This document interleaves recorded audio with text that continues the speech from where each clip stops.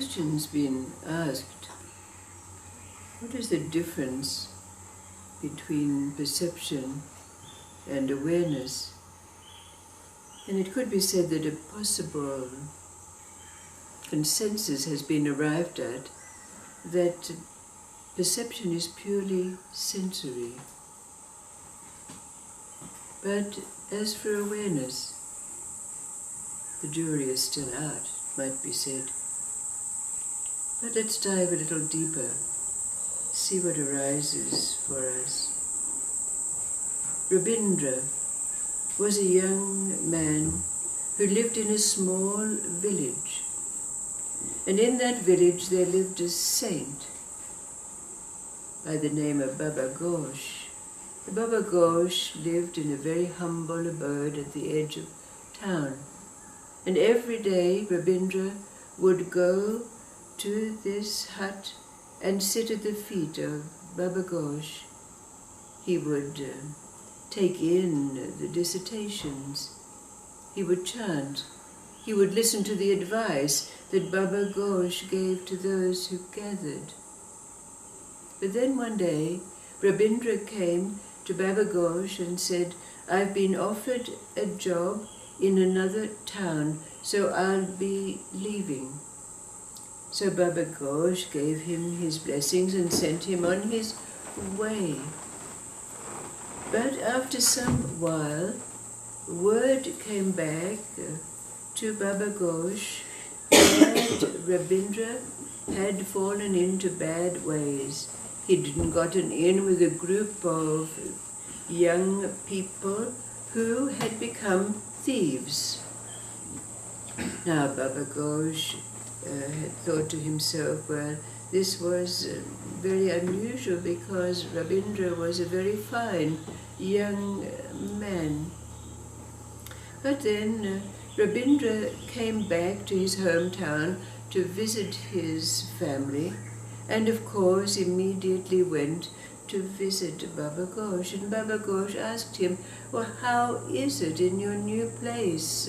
How is your job going?" And Rabindra replied, "Oh, I don't do that anymore. I've got a much more lucrative job that's not boring." Oh, Baba Ghosh was somewhat non-committal about this, but before Rabindra departed, Baba Ghosh said to him, "I'd like to come and visit you." Rabindra was somewhat startled, but said to Baba Ghosh that he would be most welcome. And Baba Ghosh said to him, well, you know that I can take on any form. Will you recognize me when I come? "Oh," said Rabindra, "of course I'll recognize you." So when Rabindra went back to the place that the job was, he was with his ne'er-do-well friends one day when they said, come, let's go into town and see what heists we can get into." So when they went into town, Rabindra saw a man who was buying something at one of the stores in the town square, and noticed that he had a very hefty bag of coins with him. So he followed him around as he went from stall to stall, waiting for an opportunity to grab the purse and run. When suddenly he thought to himself, "Oh, I wonder if this is Baba Ghosh.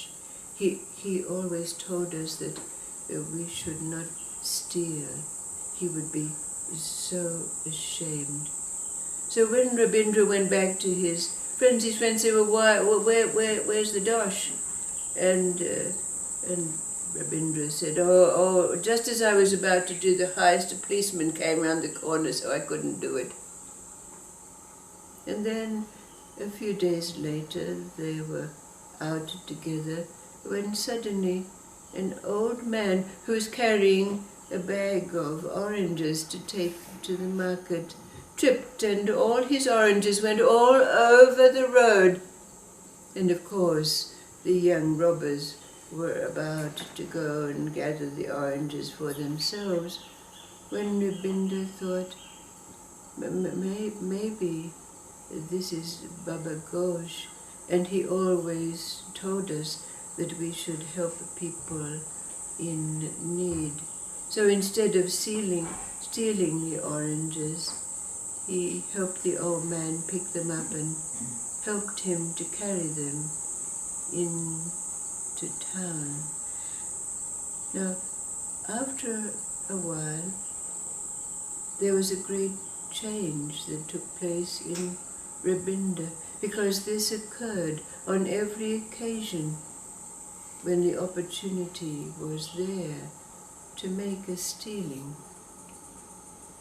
And then after some while, it came to the ears of Baba Ghosh that Rabinda had completely changed. He was now working in an honorable occupation and loved by all the people around him. And people asked Baba Ghosh, what did you do to bring about this change? And Baba Ghosh said, I did absolutely nothing. The change that took place was in Rabinda himself. So the question that arises out of this story is the change that took place in Rabinda a change in perception or a change in awareness?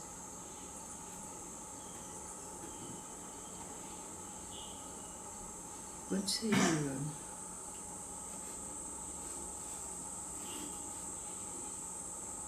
I think it changed. I think it was what he perceived, and then it became awareness.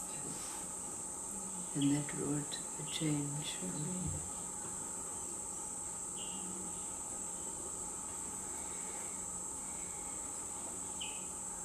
Perception and awareness.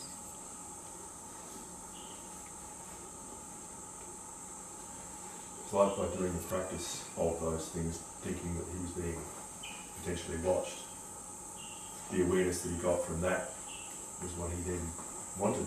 Right. And so he then go, well, that's it anyway. He chose that. Right. So does that bring us any closer to answering our question, what is the difference between perception and awareness? Looking at the possibility that perception is only sensual of the senses.